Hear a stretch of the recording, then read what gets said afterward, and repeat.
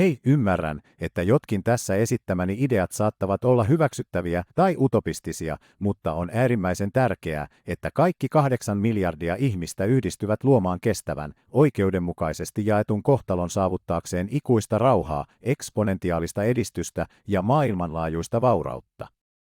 Olen varma, että kun nämä ideat toteutetaan, siitä seuraa vain hyötyä eikä haittaa.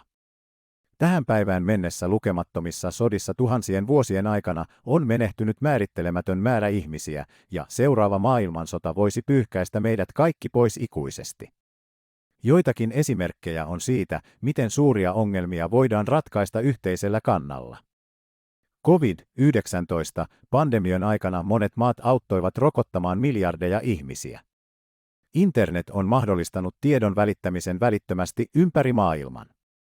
CFC-yhdisteet kiellettiin vuodesta 1996 lähtien, koska ne hajottivat otsonikerrosta, joka suojaa meitä ihosyövältä.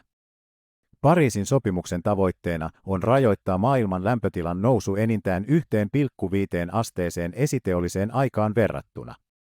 Euroalue otti käyttöön yhteisen euron valuuttanaan ja poisti samalla rajat maiden sisällä, mahdollistaen kyseisten maiden kansalaisille vapaan matkustamisen ja työskentelyn koko alueella. EU vaatii, että kaikkien uusien autojen on oltava CO2-päästöttömiä vuodesta 2035 lähtien.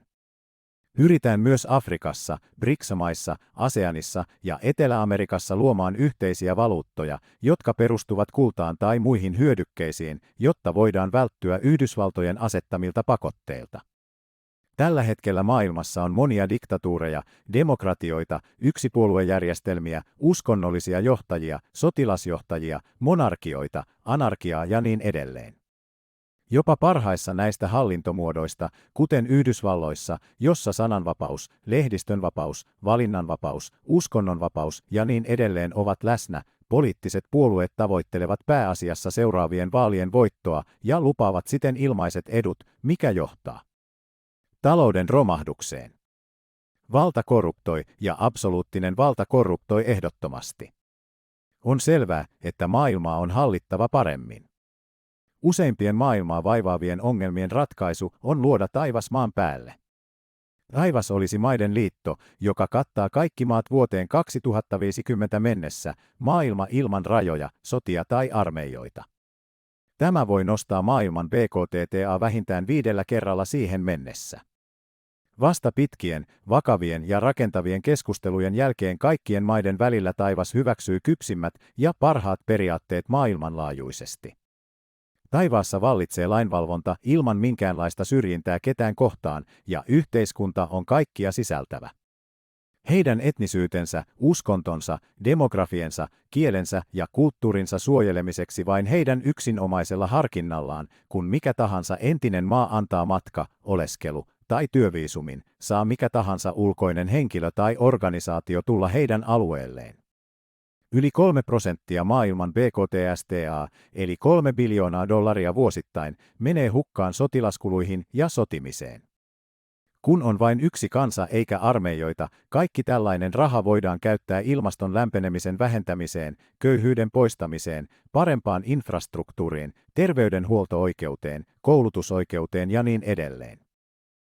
Jeffrey Sachs on laskenut, että maailma tarvitsee vain $175 miljardia 20 vuodessa äärimmäisen köyhyyden lopettamiseksi.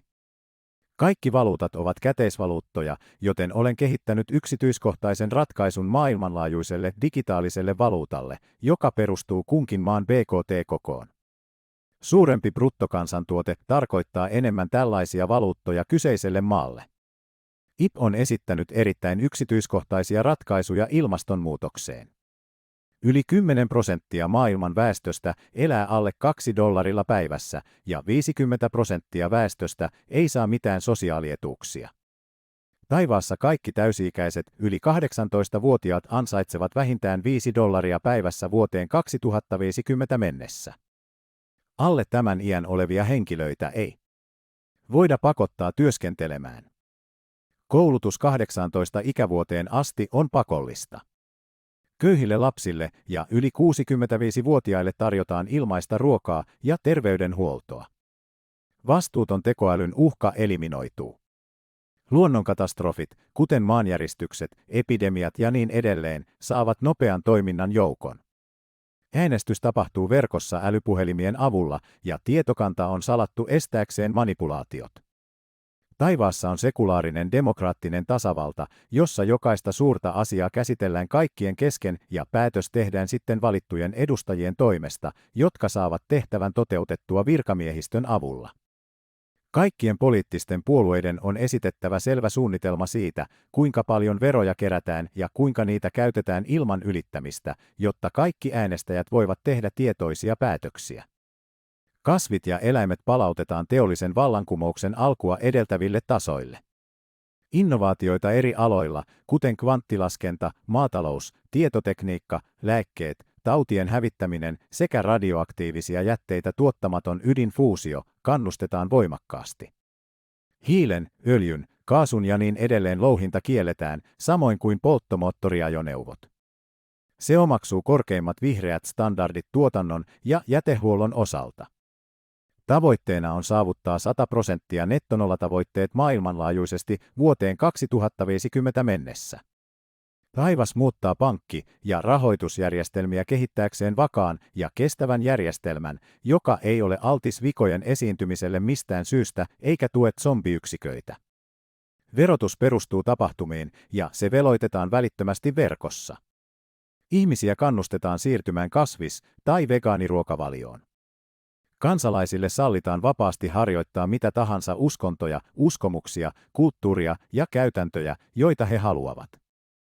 Kansalaisilla eikä poliisilla ole lupaa pitää aseita, jotka voivat tappaa.